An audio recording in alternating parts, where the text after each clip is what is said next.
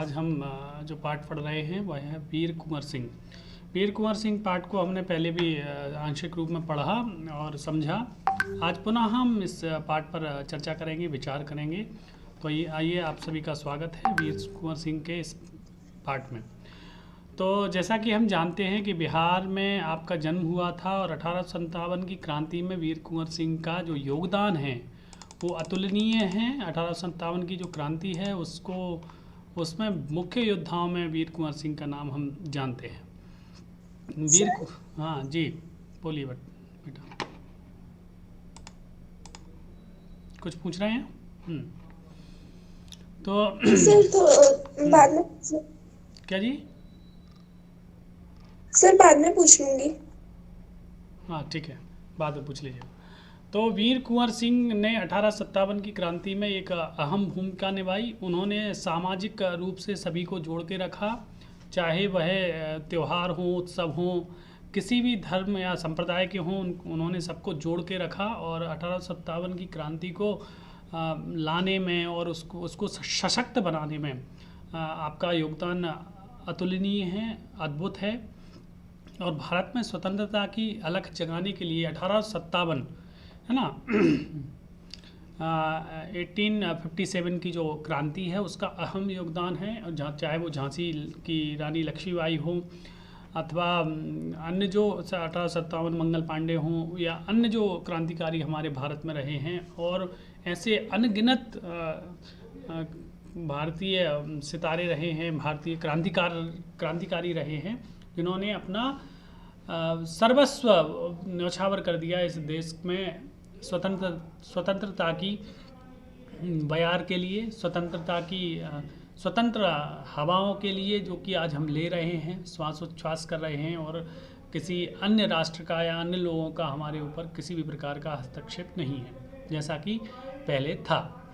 तो यह यात्रा, इस यात्रा में, इस वीरता अपना जो स्वतंत्रता की यात्रा है, इस यात्रा में वीर कुंवर सिंह का नाम भी बहुत ही श्रद्धा से लिया जाता है। और उनका जो भारत के प्रति या स्वतंत्रता की जो लड़ाई है, इसमें अभूतपूर्व योगदान हम कह सकते हैं। तो वीर कुंवर सिंह के विषय में हम थोड़ा सा और जानते हैं। वीर कुंवर सिंह, जैसा कि हमने सुभद्रा कुमारी चौहान की कविता झांसी की रानी आपने 6वीं कक्षा में पढ़ी है, और उसमें ठाकुर कुंवर सिंह का नाम भी आया है। आपको कविता की पंक्तियाँ याद रही होंगी। एक बार फिर इन पंक्तियों को पढ़ते हैं कि इस स्वतंत्रता महायज्ञ में कई वीरवर आए काम, नाना धूधू पंत तांतियाँ चतुर अजीमुल्ला सरनाम, अहमद शाह मौलवी ठाकुर वीर कुंवर सिंह सैनिक अभिराम, भारत के इतिहास गगन में अमर रहेंगे जिनके नाम। ये जितने भी नाम इस कविता में आए हैं, चाहे वह धूधू पंत हो, नाना तांतिया हो, चतुर अजीमुल्ला हो, अहमद शाह मौलवी हो, ठाकुर कुंवर सिंह हो या सैनिक अभिराम हो, इन सभी ने 1857 की जो क्रांति हुई पहली बार अंग्रेज़ों के समक्ष एक युद्ध के साथ या एक जोश के साथ, उस जोशीली जो 1857 की क्रांति है, उस क्रांति में इन सभी योद्धाओं ने अपना कार्य किया और स्वतंत्रता के लिए अपनी जान की बाजियां लगा दी। उनमें से एक ठाकुर कुंवर सिंह का भी नाम मुख्य रूप से लिया जाता है। यहाँ स्वतंत्रता संग्राम के उसी वीर कुंवर सिंह के बारे में जानकारी दी जा रही है। सन 1857 के व्यापक सशस्त्र विद्रोह का मतलब होता है ऐसा विद्रोह जो कि अस्त्रों के साथ किया जाए, हिंसा का जवाब हिंसा से जीत दिया जाए।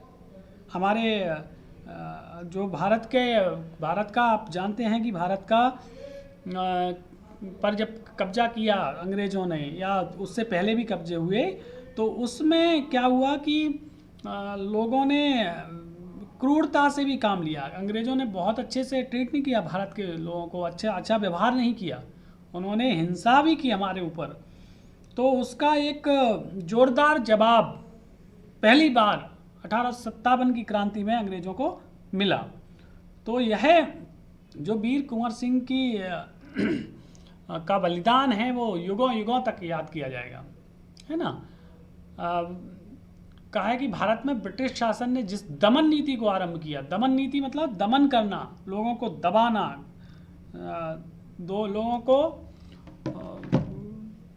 मारना पीटना, उनको बहुत तरह की यातनाएं अंग्रेजों ने दी हमारे भारत के जो हमारे पूर्वज रहे हैं।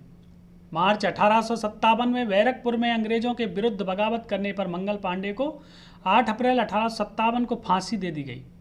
1857 की क्रांति हुई तो बैरकपुर में अंग्रेजों ने उन्होंने विद्रोह कर दिया था अंग्रेजों के खिलाफ। किसने? मंगल पांडे ने। तो उन्हें 8 अप्रैल 1857 को फांसी दे दी।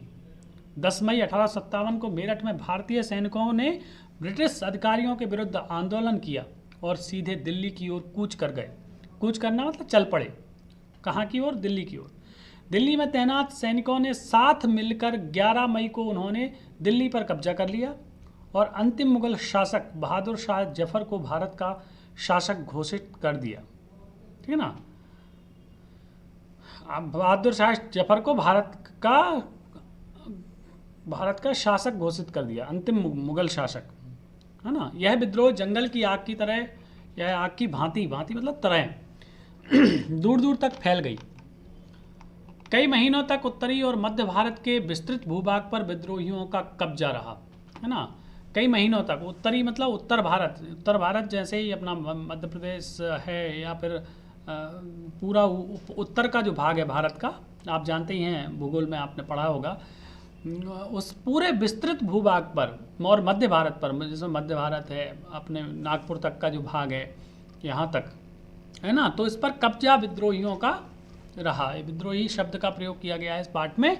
उन सेनानियों का जो कि स्वतंत्रता को प्राप्त करना चाहते थे 1857 की क्रांति में, उनने कब्जा कर दिया। ठीक है। अब दिल्ली के अतिरिक्त जहां अत्यधिक भीषण युद्ध हुआ वे केंद्र थे कानपुर, लखनऊ, बरेली, बुंदेलखंड और आरा। इनमें भी अत्यधिक भीषण युद्ध हुआ। इसके साथ ही देश के अन्य कई भागों में भी स्थानीय विद्रोह हुए। देश के अन्य भागों में भी स्थानीय विद्रोह क्या होते हैं कि जो छोटी जगहें हैं उन पर अंग्रेजों के खिलाफ उस जगह पर स्थानीय लोगों ने विद्रोह कर दिया कि हम आपकी नीति को नहीं मानेंगे, हम अंग्रेजों को नहीं मानेंगे।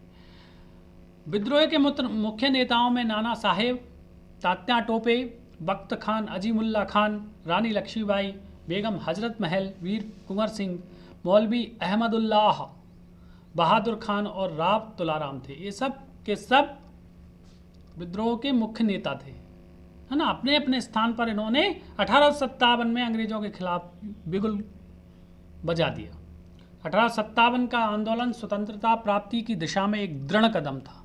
स्वतंत्रता प्राप्ति करने के लिए एक दृढ़ निश्चय करने वाला, एक हम स्वतंत्रता लेकर ही रहेंगे, ऐसा कदम था। आगे चलकर जिस राष्ट्रीय एकता और आंदोलन की नींव पड़ी, उसकी आधार भूमि को निर्मित करने का काम 1857 के आंदोलन ने किया। राष्ट्र में एक एकता का भाव आ गया। कोई भी अलग नहीं होना चाहता था। सब मिलकर इस आंदोलन में कूद पड़े। कौन क्या है, कौन कहाँ से आया है, कौन क्या है, सब भूल गए लोग और सीधे उन्हें स्वतंत्रता प्राप्ति चाहिए थी, इसके लिए लग पड़े। भारत में सांप्रदायिक सद्भाव को बढ़ाने की दिशा में भी इस आंदोलन का विशेष महत्व है। सांप्रदायिक सद्भाव, अलग अलग संप्रदाय के लोग आप जानते हैं भारत में रहते हैं और सबको एक साथ चलने के लिए इस 1857 की क्रांति ने प्रेरित किया कि आओ भाई, ये सब छोड़ो, मैं ये हूँ, तुम वो हो, ये सारी चीज़ें छोड़कर हमें इस देश को आज़ाद करना है। आओ मिलें, आओ बढ़ें, आगे बढ़ें। इन दुश्मनों से भारत के जो भारत में जो शोषण कर रहे हैं, भारत पर जो राज्य कर रहे हैं, इनको भगाते हैं यहाँ से। आप देख रहे होंगे स्क्रीन पर बेगम हजरत महल को। आपका भी योगदान विशेष है स्वतंत्रता प्राप्ति के लिए 1857 की, है ना। 1857 के आंदोलन में वीर कुंवर सिंह का नाम कई दृष्टियों से उल्लेखनीय है। कई दृष्टियों से उल्लेखनीय है। उल्लेखनीय मतलब कहा जाता है, उल्लेख किया जाता है, कहा जाता है, बताया जाता है। कई दृष्टियों से मतलब कई दृष्टिकोणों से, कई तरह से उनको कहा जाता है। क्या क्या चीज़ें हैं वो देखते हैं, समझते हैं। कुंवर सिंह जैसे वयोवृद्ध व्यक्ति ने ब्रिटिश शासन के खिलाफ बहादुरी के साथ युद्ध किया। कुंवर सिंह जैसे वयोवृद्ध शब्द आया है यहाँ पर। वयोवृद्ध का अर्थ होता है जिनकी उम्र ज़्यादा हो। वयः मतलब होती है उम्र, है ना। वयः शब्द संस्कृत का है और वृद्ध मतलब आयु से जो अधिक हो, जिनकी आयु अधिक हो उसको वयोवृद्ध कहते हैं। उन जैसे वयोवृद्ध व्यक्ति ने ब्रिटिश शासन के खिलाफ बहादुरी के साथ युद्ध किया। बहादुरी के साथ ब्रिटिश शासन के खिलाफ लड़ पड़े वीर कुंवर सिंह। उनके बचपन के बारे में बहुत अधिक जानकारी नहीं मिलती। कहा जाता है कुंवर सिंह का जन्म बिहार के शाहाबाद जिले के जगदीशपुर में सन 1782 ईस्वी में हुआ था। 1782, है ना, 1782 में। इनके पिता का नाम साहबजादा सिंह और माता का नाम पंचरतन कुंवर था। पिता का नाम साहबजादा सिंह और माता का नाम पंचरतन कुंवर था। उनके पिता साहबजादा सिंह जगदीशपुर रियासत के जमींदार थे।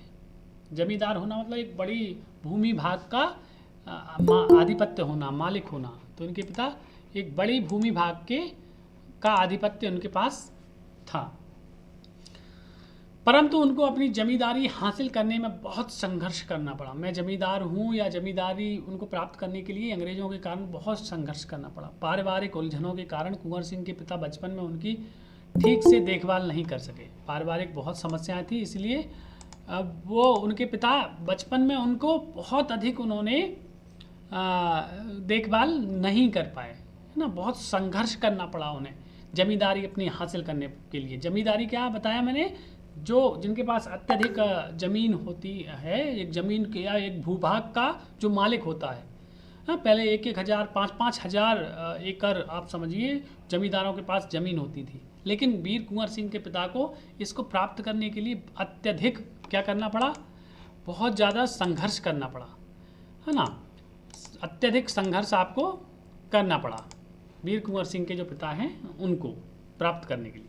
पारिवारिक उलझनों के कारण कुंवर सिंह के पिता बचपन में उनकी ठीक से देखभाल नहीं कर पाए। जगदीशपुर लौटने के बाद ही वे कुंवर सिंह की पढ़ाई लिखाई की ठीक से व्यवस्था कर पाए। जब वो जगदीशपुर लौटे तो उसके बाद कुंवर सिंह की पढ़ाई लिखाई ठीक से व्यवस्था ही कर पाए। कुंवर सिंह के पिता वीर होने के साथ साथ स्वाभिमानी एवं उदार स्वभाव के व्यक्ति थे। ठीक है, दो शब्द आए हैं इसमें, स्वाभिमानी एवं उदार। कुंवर सिंह के पिता कैसे थे? स्वाभिमानी थे। स्वाभिमानी मतलब जो अपने अभिमान को, स्वाभिमान को बचा के रखता है, जो अपना जो सम्मान है उस सम्मान को कभी ठेस नहीं पहुंचने देता, उस सम्मान को नीचा नहीं होने देता, चाहे उसको उसके लिए कोई भी कीमत चुकाना पड़े, उसे स्वाभिमानी कहते हैं। मेरा जो सम्मान है, आपका जो सम्मान है, वो उसको बचा के रखे, स्वयं के सम्मान को नीचा ना होने दे, उस व्यक्ति को कहते हैं स्वाभिमानी, है ना। कहते हैं ना कि वो व्यक्ति तो कुछ भी कर देता है इस काम के लिए, उस काम के लिए, तो वैसा वो उसका स्वाभिमान, वो अपने स्वत्व को, स्वत्व एक शब्द होता है संस्कृत में आप पढ़ेंगे, स्वत्व मतलब स्वयं का जो स्वयं की जो व्यक्तित्व है उसको वो नीचे नहीं आने देते थे। उदार थे। उदारता एक नैतिक मूल्य है और उसका अर्थ होता है, आपने आंग्ल भाषा में, इंग्लिश में भी दो शब्द सुने होंगे, एक होता है सिंपैथी और एक होता है एम्पैथी। तो उदार स्वभाव होना एम्पैथी को दर्शाता है, मतलब किसी के प्रति आपको जैसे आपने कोई सड़क पर कोई ऐसा व्यक्ति देखा जिसकी मदद करना चाहिए, वो परेशानी में है, तो एक व्यक्ति तो ऐसा होगा कि उसको उसके प्रति सामान्य भाव आएगा या उसके साथ सिंपैथी रखेगा कि नहीं नहीं ये व्यक्ति जो है इसको ऐसा होना चाहिए था, देखो कितना परेशान है, ठीक है ना। और दूसरा होता है ऐसा उदारता के साथ वो उसको जाएगा, उसको कुछ ना कुछ देगा या उसकी मदद करेगा, जो जाके मदद करेगा, है ना, उसको एम्पैथी आप इंग्लिश में बोलते हैं। उदारता का स्वरूप भी व्यापक है। उदार होना मतलब हम किसी के प्रति अच्छे से व्यवहार करें, उसको उसका मदद करें, उसके साथ अच्छा व्यवहार करें और उसकी जहाँ तक संभव हो हम उसको मदद पहुँचाएं, है ना। ऐसे उनके पिता का स्वभाव था। उनके व्यक्तित्व का प्रभाव कुंवर सिंह पर भी पड़ा। उनका जो व्यक्तित्व था, व्यक्तित्व एक बहुत विशाल शब्द है जिसमें आपके संपूर्ण गुण होते हैं। एक व्यक्ति का व्यक्तित्व ऐसा नहीं कि अच्छा लंबा चौड़ा आदमी है, स्मार्ट है, बहुत अच्छा है, तो वो बहुत अच्छा, पर्सनैलिटी आप इंग्लिश में प्रयोग करते हैं, तो व्यक्तित्व बहुत अच्छा है उसका, है ना, कि देख के वाह क्या पर्सनैलिटी है लोग कहते हैं। वो पर्सनैलिटी शब्द को इतना छोटा शब्द नहीं है, वो व्यक्तित्व शब्द छोटा नहीं है, इसका अर्थ व्यापक होता है, बहुत बड़ा अर्थ होता है। व्यक्तित्व में आपके सभी गुण सन्निहित होते हैं, छुपे होते हैं, रहते हैं, है ना। तो व्यक्तित्व उनका जैसा था पिता का, उसका प्रभाव उनके जीवन पर भी पड़ा। आपने पहले भी पढ़ा है, पहले भी सुना है कि वीर कुंवर सिंह ने सारे समाज को जोड़ के रखा। 1857 की क्रांति में एक नए तरीके से मेलों के माध्यम से, विभिन्न उत्सवों के माध्यम से, केवल उन्होंने स्वतंत्रता संग्राम की जो लड़ाई थी उसमें एक विशिष्ट रूप से, एक अनोखे रूप से उसमें अपना योगदान दिया। तो वही उनका व्यक्तित्व था, है ना। और उससे उन पर वो प्रभाव किसका पड़ा? उनके पिता का, है ना, पिता का प्रभाव पड़ा। कुंवर सिंह की शिक्षा दीक्षा की व्यवस्था उनके पिता ने घर पर ही की। वहीं उन्होंने हिंदी, संस्कृत और फारसी सीखी। 3 भाषाएं सीखी उन्होंने, हिंदी भी सीखी, संस्कृत भाषा भी सीखी और फारसी।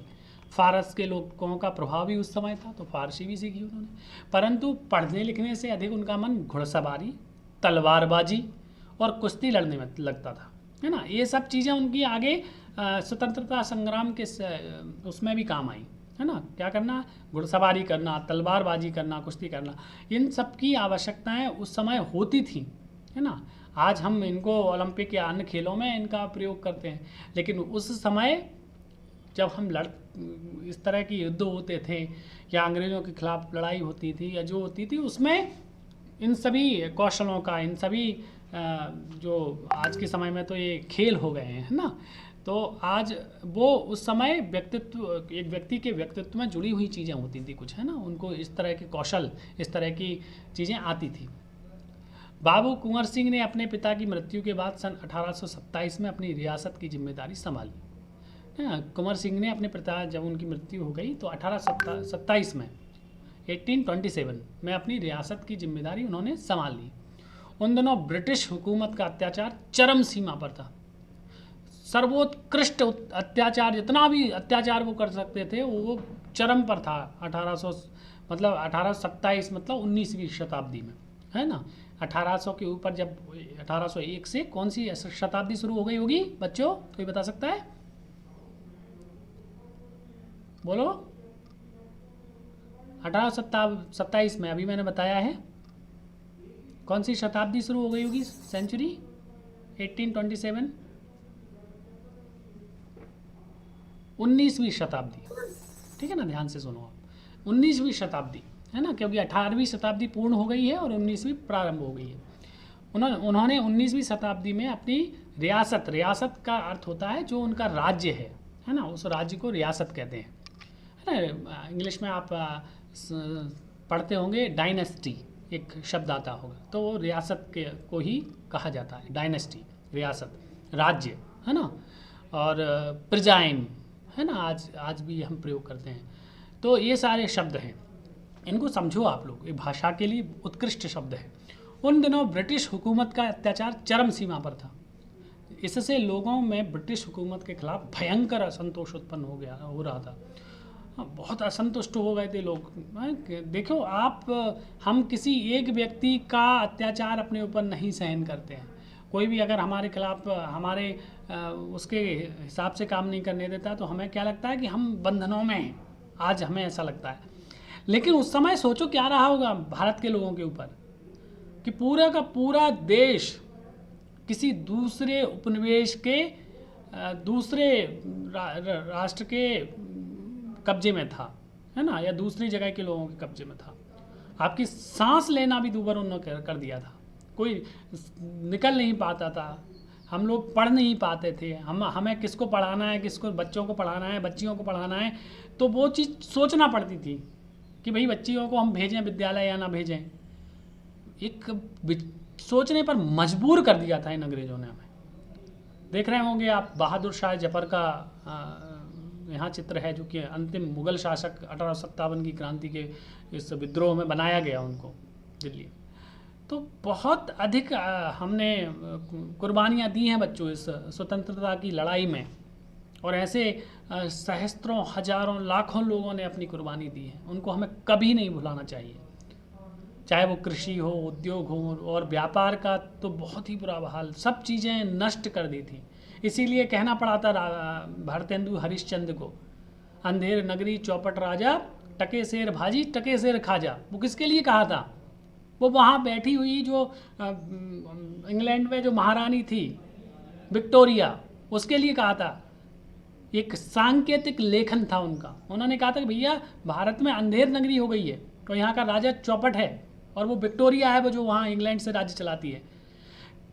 टकेसेर भाजी, भाजी आप जानते ही हैं, चने की भाजी, सरसों की भाजी, या जिस दाम में भाजी मिल रही है उसी में खाजा, खाजा से मतलब है पकवान, मिठाई हो या फिर मावा हो, मावा की वो आज मिल रहा है, ऐसे सबका भाव एक सा हो गया था। ये एक सांकेतिक लेखन था इनके राज्य के खिलाफ कि भैया इनने कहा कि इसने ऐसा नहीं कहा, चलो उठा लो इसको जेल में पटक दो। इसने ऐसा किया, अंग्रेजों के खिलाफ ऐसा बोल दिया, चलो इनको उठाओ।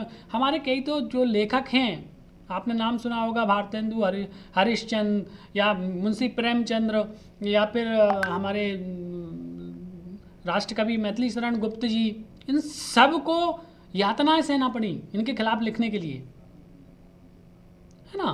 तो भारत ने बहुत कुछ खोया है इन पराधीनता के समय में। हमारे देश ने इतनी भयंकर त्रासदियाँ सही हैं, फिर भी खड़ा है आज सबके समक्ष। और उसका कारण इन जैसे जो हमारे वीर कुंवर सिंह जैसे योद्धा हों या सच्चे नायक हो, वास्तविक नायक जिसे आप हीरो कहते हैं, वास्तविक नायक यही हैं और आज भी यही हैं, ऐसे ही लोग हैं, तब ये देश चल पा रहा है। और इसको हमें कभी नहीं भुलाना चाहिए बच्चों। कितना हमने बलिदान दिया है देश के लिए, कितना संघर्ष किया है हमने इस स्वतंत्रता को पाने के लिए, कितना ज़्यादा हमने, अगर इंग्लिश में कहते हैं सेक्रीफाइस करना, कितना अत्यधिक हमने अपनी कुर्बानियाँ दी हैं, सोच भी नहीं सकते। भारत का जब विभाजन हुआ, भारत को बांटा, तब उसे दुनिया की सबसे बड़ी त्रासदी कहा जाता है। त्रासदी समझते हो बच्चों? संकट, लाखों लोग बेघर हो गए, लाखों लोग मारे गए, और हम छोटी छोटी बातों पर आज राष्ट्र को कुछ कहें या राष्ट्र के लोगों को कुछ कहें या यहाँ की बातों को, तो वो दुखी करता है। हमें अपने देश को समझना होगा बच्चों, और ख़ासकर आपको समझना होगा कि इस देश ने क्या देखा है। इसीलिए लिखा है मैथिली शरण गुप्त ने, हम कौन थे, क्या हो गए हैं और क्या होंगे अभी, आओ मिलकर सभी सुलझाएं ये समस्याएं सभी। हमें सबको मिलकर ये समस्याएं सुलझाना है। और आज उदासीनता फिर से लोगों में आ रही है। ऐसा लगता है कि ऐसा भारत ने कुछ देखा ही नहीं है, क्योंकि इस पीढ़ी ने, हमारी पीढ़ियों ने उस तरह का कष्ट सहा ही नहीं है। इसीलिए ऐतिहासिक परिप्रेक्ष्यों को जानना बहुत ज़रूरी है बच्चों। इतिहास हो या इतिहास के साथ साथ भाषा में जो आपके विषय, वीर कुंवर सिंह जैसे विषय हैं, इनको आप अंतर्निहित करें, अपने आप में बैठा लें, समझ लें। हाँ बच्चों। सर, उदासीनता मीन्स? उदासीनता मतलब होता है किसी भी बात को ऐसे ही लेना कि नहीं अब इससे कुछ नहीं होगा, अब उसको उससे चिंता ही नहीं करना, उस पर विचार ही नहीं करना, उसको ऐसे ही छोड़ देना, है ना। उदासीनता वह होती है ना, उदासीन हो जाना, है ना। ठीक है, तो इस तरह से हम पढ़ रहे हैं, आगे बढ़ते हैं। जगदीशपुर के जंगलों में बसुरिया बाबा नाम के एक प्रसिद्ध संत रहते थे, है ना। उन्होंने भी वीर कुंवर सिंह में देशभक्ति एवं स्वाधीनता की भावना उत्पन्न की थी। जगदीशपुर के जंगलों में बसुरिया बाबा नाम से एक संत ने उनके हृदय में भारत के जो वीर स्वतंत्रता की लड़ाई है, इसके लिए उनमें बीज उत्पन्न किए थे या भावना उत्पन्न की थी कि भैया स्वतंत्रता के लिए कुछ करो कुंवर सिंह, तुम कर सकते हो, है ना। ऐसे उन्होंने उनमें विचार डाले कि स्वतंत्रता की इस लड़ाई में अपना योगदान दो। और जैसा कि हम आगे इसमें पढ़ेंगे कि स्वतंत्रता की लड़ाई में फिर उन्होंने, जो हमने पहले पढ़ चुके हैं हम, कि इसमें कैसे उन्होंने सिपाहियों को जोड़ा, है ना। इतनी वयोवृद्ध होने के बाद भी मंगल पांडे की इस मुहिम को आगे बढ़ाया। उन्होंने देखा कि अप्रैल में मंगल पांडे को फांसी दे दी गई है, तो इनको इन सब बातों से उन्हें प्रेरणा लेकर ना अपने स्थान पर ये 1857 की क्रांति, जैसे कि हम पहले ही पढ़ चुके हैं, स्थानीय लोगों ने अपने अपने स्थान पर बिगुल फूका स्वतंत्रता संग्राम की सेना का, लड़ाई का, है ना। तो उन्होंने अपने स्थान पर इस लड़ाई को लड़ना प्रारंभ किया, ठीक है। तो बहुत ही अधिक संघर्ष किया उन्होंने, और विशेष रूप से मेलों के माध्यम से समाज के हर वर्ग को जोड़कर, सबको साथ लेकर, योजनाएं बना के, है ना, सब तरह से उन्होंने सड़कों का निर्माण करना, या फिर उन पर सारी चीज़ें करना कि कैसे हम मेले के माध्यम से, हम तो भैया पशु मेला लगा रहे हैं हम, और उन मेलों में एक नीति बनाना कि कैसे हमें लड़ना है इनके विरुद्ध, है ना, किसके विरुद्ध, अंग्रेज़ों के विरुद्ध। तो उन्होंने लड़कर एक बहुत ही ताकत के साथ अंग्रेज़ों को लोहा दिया, है ना। अंत में कहा है कि कुंवर सिंह उदार एवं अत्यंत संवेदनशील व्यक्ति थे। उदार थे, पहले ही हमने समझ लिया है, और संवेदनशील होना मतलब किसी भी विषय को ऐसे ही नहीं छोड़ देना, उस पर विचार करना, संवेदनाओं के साथ। संवेदनशील में संवेदना शब्द जुड़ा हुआ है। संवेदना मतलब हम किसी के विषय के साथ अपने मन मस्तिष्क दोनों से जुड़े होते हैं, मन से भी और मस्तिष्क से भी। संवेदनशील थे वे। इब्राहिम खां और किफ़ायत हुसैन उनकी सेना में उच्च पदों पर आसीन थे। इब्राहिम खान और किफ़ायत हुसैन उनकी सेना में उच्च पदों पर थे। जैसा कि कहा कि सबको लेकर चलते थे, हिंदू, मुस्लिम, सिख, ईसाई सबको अपने साथ उन्होंने जोड़ा।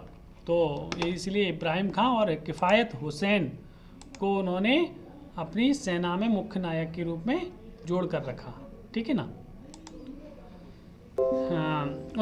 इसके बाद उनके यहाँ हिंदुओं और मुसलमानों के सभी त्यौहार एक साथ मिलकर मनाए जाते थे। एक यही है सामाजिक एकता का स्वरूप उन्होंने दिया कि हम हिंदुओं के त्यौहार भी मनाएंगे, साथ में मुसलमानों के भी मनाएंगे, या अन्य सभी के एक साथ मिलकर हम आगे बढ़ेंगे और स्वतंत्रता की लड़ाई में लड़ मिट जाएंगे। उन्होंने पाठशालाएँ और मकतब भी बनवाए, पाठशालाएँ बनवाई, मकतबे बनवाए। मकतबे होते हैं प्राथमिक शिक्षा के केंद्र, है ना। पाठशालाएँ जो गुरुकुल या पाठशाला होती है, मकतब जो हमारा इस्लाम धर्म है उसमें प्राथमिक शिक्षा के केंद्र को मकतब कहा जाता है ना। और फिर उसके बाद दूसरा अपना मदरसे होते हैं जिनमें और ऊपर की शिक्षा प्राप्त की जाती है। तो मकतब प्राथमिक शिक्षा के केंद्र होते हैं जिनमें छोटे छोटे बच्चों को शिक्षा दी जाती है। बाबू कुंवर सिंह की लोकप्रियता इतनी थी कि बिहार की कई लोक भाषाओं में उनकी प्रशस्ति लोकगीतों के रूप में आज भी गाई जाती है। लोकप्रियता इतनी थी कि लोक भाषा मतलब जिस राज्य में या जिस जगह की वो भाषा होती है, एक विशिष्ट जगह की भाषा। जैसे हमारे भोपाल से आगे इधर को जाते हैं आप, विदिशा और नीचे की तरफ तो बुंदेलखंड का पूरा भाग है। तो बुंदेलखंड की लोक भाषा है बुंदेली। तो बुंदेली में हम झांसी लक्ष्मीबाई के गीत गाते हैं 1857 के। तो वहाँ की जो भाषा है बिहार की, है ना, चाहे वो भोजपुरी हो या फिर मैथिली हो, ठीक है ना। तो उनकी लोक भाषा में वीर कुंवर सिंह के गीत आज भी गाए जाते हैं। बिहार के प्रसिद्ध कवि मनोरंजन प्रसाद सिंह ने उनकी वीरता और शौर्य का वर्णन करते हुए लिखा है। बिहार के एक प्रसिद्ध कवि हैं जिनका नाम है मनोरंजन प्रसाद सिंह। उन्होंने उनकी वीरता और शौर्य के वर्णन करते हुए लिखा है कि चला गया यों कुंवर अमरपुर, साहस से सब अरिदल जीत, उसका चित्र देखकर अब भी दुश्मन होते हैं भयभीत। वीर प्रसवनी भूमि धन्य वह, धन्य वीर वह धन्य अतीत, गाते थे और गावेंगे हम हरदम उसकी जय का गीत। स्वतंत्रता का सैनिक था, आज़ादी का दीवाना था, सब कहते हैं कुंवर सिंह भी बड़ा वीर मर्दाना था। उन्होंने कहा कि चला गया वह कुंवर अमरपुर, अमरपुर से मतलब है अमरत्व को प्राप्त हो गया या स्वर्ग चला गया वो। कैसा? साहस से सब अरि दल जीत, अपने साहस से सब अरि का दल जीत कर, अरि मतलब होता है शत्रु, दुश्मन, दुश्मनों के दल को जीत कर साहस से वो स्वर्ग चले गए। उसका चित्र देखकर अब भी, उनका केवल चित्र देख ले, कोई फोटो देख ले तो दुश्मन होते हैं भयभीत, दुश्मन आज भी भयभीत हो जाते हैं। वीर प्रसवनी भूमि धन्य वह, वीरों को जन्म देने वाली, वीर प्रसवनी से मतलब होती है वीरों को जन्म देने वाली धन्य भूमि वह भूमि धन्य है। वह धन्य वीर वह धन्य अतीत, वह वीर भी धन्य है और वह अतीत वह इतिहास भी धन्य है भारत का या उस जगह का। गाते थे और गावेंगे हम गाते थे और गाएंगे हरदम उसकी जय का गीत, उसके जय के गीतों को गाते रहेंगे हम। स्वतंत्रता का सैनिक था, आज़ादी का दीवाना था। वह तो स्वतंत्रता का सैनिक था और आज़ादी का दीवाना था। सब कहते हैं कुंवर सिंह भी बड़ा वीर वरदाना था। सभी यही कहते हैं कि कुंवर सिंह बहुत बड़ा वीर और मर्दाना व्यक्ति थे। मर्दाना से मतलब है योद्धा, बहुत बड़ा योद्धा था कुंवर सिंह, जिसने 1857 की क्रांति में एक विशेष स्थान जिसका हम कहते हैं। और धन्य है वह कुंवर सिंह जिनका जीवन भारत की 1857 की क्रांति को जीतने में लगा। तो आशा है कि आपको अब अच्छे से समझ में आया होगा, है ना। अंशिका राजपूत, समझ में आया, क्लियर हुआ। अंशिका लेफ्ट कर गई, जिनको समझना था पुनः।